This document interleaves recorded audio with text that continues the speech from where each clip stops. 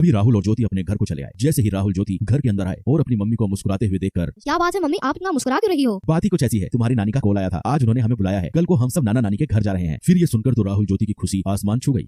चलो पैकिंग शुरू कर देते हैं, नाना नानी के गाँव चलते हैं और एंजॉय करते हैं। फिर क्या, दूसरे दिन सुबह सब लोग जल्दी नाना नानी के गांव के लिए निकल पड़े। राहुल ज्योति का नानी का घर काफी खूबसूरत और छोटा सा गांव था, जहां सब खेती बाड़ी करते थे और प्यार से रहते थे। राहुल ज्योति जैसे ही नाना नानी के घर पहुंचे तो उनके स्वागत के लिए नाना नानी तैयार खड़े थे। राहुल ज्योति को नाना नानी बोले, राहुल ज्योति आ जाओ, हमारे पास को आ जाओ। फिर राहुल और ज्योति नाना नानी के पास जाकर उनसे लिपट गए। फिर खास नाना नानी की बनाई हुई स्वादिष्ट खाना खाकर राहुल ज्योति ने थोड़ी देर आराम किया और फिर दोनों अपने नाना नानी हाल का मजा लूटने के लिए तैयार हो गए। ये लो, तुम दोनों के लिए मैंने खास इमली का रस बनाया है, इसे जल्दी से पी लो, इसे गर्मी में पिया जाता है। नानी की बनाई हुई इमली का रस पीकर तो राहुल ज्योति एकदम तरोताजा हो गए। फिर नानी जी ने आम के पेड़ पर एक बड़ा सा झूला टांगा। राहुल ज्योति झूले पर बैठ गए और झूला झूलते झूलते हवा में बातें करने लग गए और फिर नाना जी के साथ घूमने चले गए और फिर रात हो गई। फिर राहुल ज्योति नानी जी के साथ रात के खाने के लिए फिर घूमकर घर लौट आए। नानी जी मैं आपके हाथों से खाऊंगा। नानी मुझे भी खिलाओ ना। ये सुनकर नानी जी हंसने लगी। ठीक है, मैं तुम दोनों को अपने हाथों से खिलाती हूँ। फिर क्या, राहुल ज्योति ने नानी के हाथ से पेट भरकर खाना खाया और खाना खाने के बाद सब लोग सोने की तैयारी करने लगे और फिर राहुल ज्योति को गर्मी महसूस होने लगी। नानी जी घर के अंदर कितनी गर्मी महसूस हो रही है, पंखा भी गर्म हवा फेंक रहा है, आपके घर में एसी भी नहीं है, हमें तो एसी की आदत है, अब तो हमें रात भर नींद नहीं आएगी। यह सुनकर नाना नानी के साथ सब लोग हंसने लगे। यह देखकर राहुल और ज्योति ज्यादा कंफ्यूज हो गए।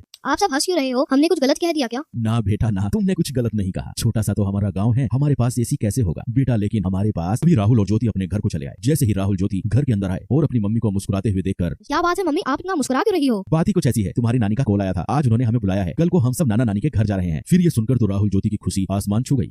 चलो पैकिंग शुरू कर देते हैं, नाना नानी के गाँव चलते हैं और एंजॉय करते हैं। फिर क्या, दूसरे दिन सुबह सब लोग जल्दी नाना नानी के गांव के लिए निकल पड़े। राहुल ज्योति का नानी का घर काफी खूबसूरत और छोटा सा गांव था, जहां सब खेती बाड़ी करते थे और प्यार से रहते थे। राहुल ज्योति जैसे ही नाना नानी के घर पहुंचे तो उनके स्वागत के लिए नाना नानी तैयार खड़े थे। राहुल ज्योति को नाना नानी बोले, राहुल ज्योति आ जाओ, हमारे पास को आ जाओ। फिर राहुल और ज्योति नाना नानी के पास जाकर उनसे लिपट गए। फिर खास नाना नानी की बनाई हुई स्वादिष्ट खाना खाकर राहुल ज्योति ने थोड़ी देर आराम किया और फिर दोनों अपने नाना नानी हाल का मजा लूटने के लिए तैयार हो गए। ये लो, तुम दोनों के लिए मैंने खास इमली का रस बनाया है, इसे जल्दी से पी लो, इसे गर्मी में पिया जाता है। नानी की बनाई हुई इमली का रस पीकर तो राहुल ज्योति एकदम तरोताजा हो गए। फिर नानी जी ने आम के पेड़ पर एक बड़ा सा झूला टांगा। राहुल ज्योति झूले पर बैठ गए और झूला झूलते झूलते हवा में बातें करने लग गए और फिर नाना जी के साथ घूमने चले गए और फिर रात हो गई। फिर राहुल ज्योति नानी जी के साथ रात के खाने के लिए फिर घूमकर घर लौट आए। नानी जी मैं आपके हाथों से खाऊंगा। नानी मुझे भी खिलाओ ना। ये सुनकर नानी जी हंसने लगी। ठीक है, मैं तुम दोनों को अपने हाथों से खिलाती हूँ। फिर क्या, राहुल ज्योति ने नानी के हाथ से पेट भरकर खाना खाया और खाना खाने के बाद सब लोग सोने की तैयारी करने लगे और फिर राहुल ज्योति को गर्मी महसूस होने लगी। नानी जी घर के अंदर कितनी गर्मी महसूस हो रही है, पंखा भी गर्म हवा फेंक रहा है, आपके घर में एसी भी नहीं है, हमें तो एसी की आदत है, अब तो हमें रात भर नींद नहीं आएगी। यह सुनकर नाना नानी के साथ सब लोग हंसने लगे। यह देखकर राहुल और ज्योति ज्यादा कंफ्यूज हो गए।